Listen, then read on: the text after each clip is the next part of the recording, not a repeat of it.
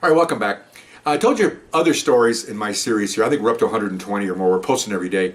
RealCopStoryVideos.com about pranks, okay? Pranks against a-hole supervisors or incompetent supervisors that tend to try to write paper on their employees for no specific reason, okay? There's always a reason for pranks, and cops do good stuff with pranks because there's horrible things these people try to do to us. And when they write paper, it just doesn't like, I don't know about your work, where you work, but when they write paper on us, it goes into our package, and our package stays downtown. Then we go to promote, they open up the package and look at our accommodations, and they see this written thing about what you did that was like, didn't have a hat on, or some really ridiculous, like you park your car in the wrong place. And these young supervisors, or these supervisors that have an agenda they want to promote, want to write people up so it looks good. And this isn't good for promotion later on, 5, 6, 7 years down the line. You get screwed. Why do you write this down? If you have a problem with me, chew me out. Tell me what I did wrong and I'll fix it. Don't put it on paper. It stays in there permanently. I got stuff in my package that's been there. When I retired 35 years later, there was stuff in there that was, when I was a 3-year policeman. 32 years ago, somebody wrote something, it's still in there. It's wrong. I had to defend it when I promoted because they look up your thing, well, what about this, 14 years ago? And I roll my eyes, really? I said, okay, and I have to explain it. Okay, we had a lieutenant like this, really a bad guy. He was one of those guys that we had like 24 guys, excuse me with my nose. We had 24 guys in a unit. He would be pals with like 10 of them. Give them best working days off, play basketball with him, and all the other rest of us were pretty much scum. He didn't like the rest of us. We're deplorables, to use a presidential candidate's word, for the rest of us, okay? And that didn't sit over well. And he starts writing paper on us, this lieutenant. So I'm one of the instigators, A+ officer, so I decided, you know what, I'm gonna do something about this, okay? He smoked a lot. And he was a nervous Nelly. He was very nervous. The guy was, ultimately passed away. I think he passed away because of a stomach disorder, because he was always nervous about everything. Nervous Nelly. So he worked in an office with a couple other detectives, and one really good guy that I worked for, and unfortunately he had to work for this idiot. And so back in those days, this is the 70s, you could smoke in the stations. So and it was near fireworks time, 4th of July time. And of course we're always taking fireworks from kids and say you shouldn't use this, and then of course we keep them and throw them in lockers and do all kinds of weird stuff. And so I know that's bad, I know, but okay, well, the end result would be I had to arrest a 9-year-old having firecrackers and then book it as evidence. You want us to do that? Book 9-year-olds with firecrackers? So we just take the firecrackers and use them in other purposes. Okay, that's wrong, I know. So what? Sue me. So anyway, so I got a hold of a pretty good size one, probably about that big around, not a cherry bomb, but just a good size. I had several of them, and we had roll call, and what I did was I pretty much or made a bomb, okay, if it's a better word. What I did was I had the firecracker, got a cigarette, simple, and taped it to the firecracker, and then had the fuse just below the end of the cigarette, lit the cigarette, and then it's right next to, the fuse in the cigarette, and when the cigarette burned down to the fuse, it lighted and go off, okay, it's all a big deal, not really a bomb, but anyway. So I wanted to scare him, so because he was very nervous, and he knew we didn't like him. So they're out doing something out of the office, and so I went behind his desk. He had a wastebasket near his leg over here next to the wall, and they had all metal ashtrays all over the place in the stations. Metal ashtray about that big around, and I put the firecracker in there.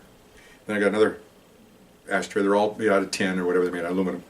Put it on top, and another one on top of that.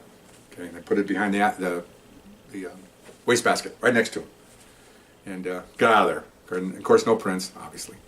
And so this is what I heard what happened. I did 90% of this. I set the bomb, I set the fuse, I set everything up, and then I left.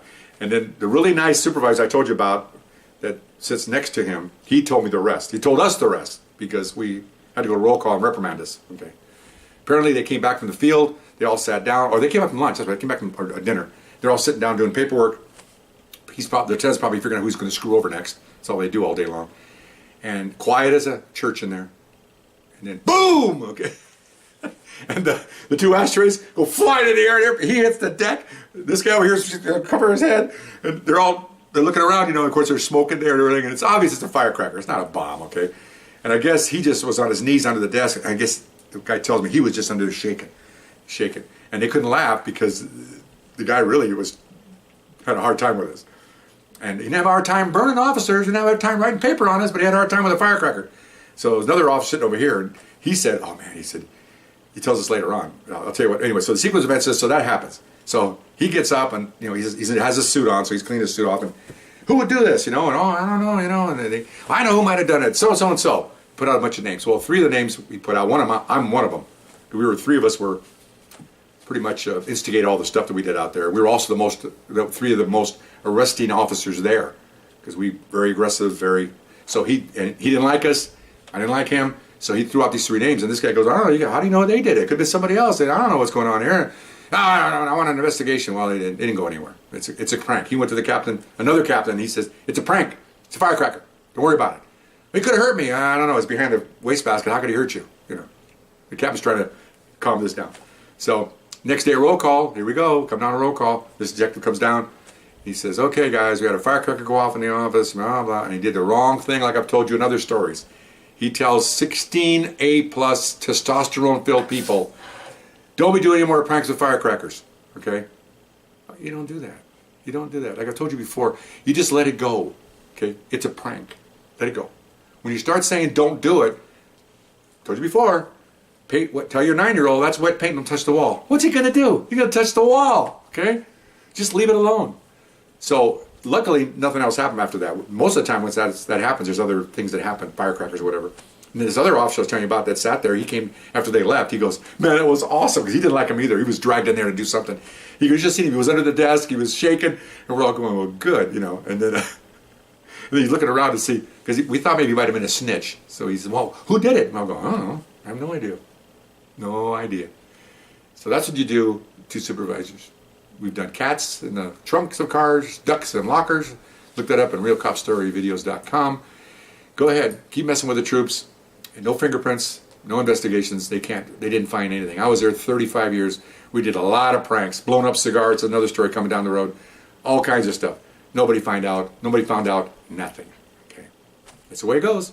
Don't be an ass, and you won't get in problems. Anyway, hope you enjoyed that story, and see you next time. Bye bye.